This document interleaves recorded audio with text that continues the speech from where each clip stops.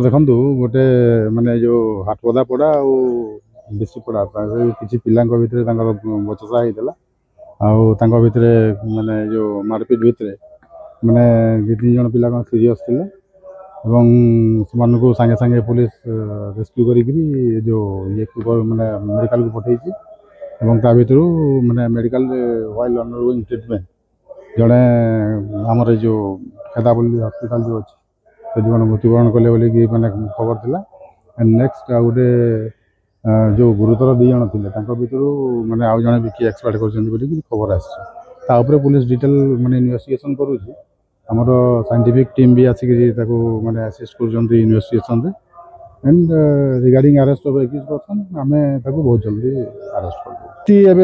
normal अच्छी किसी असुविधा नहीं आम फ्लैग मार्च भी करूँ प्लस आमर डिप्लॉयमेंट भी सब जगह जब ऊपर तो एक्जाक्टली मुझे सेमती किसी माने डाटा नहीं मो पाखे सब दिगरे ऑल एस्पेक्ट प्राथमिक तदंत ए चली आपन को बहुत शीघ्र खबर मिल एपर्यंत तो किसी आसुना बट माने से एस्पेक्ट भी आम इन्वेस्टिगेशन करूँ ऑल एस्पेक्ट माने आपनकर चाहे माने निशा कारबार जो माने कह जाउची किंबा निशा कंजप्शन कथा कह जाउची तो ये सब माने ऊपर इन्वेस्टिगेशन आमर चलुची आमर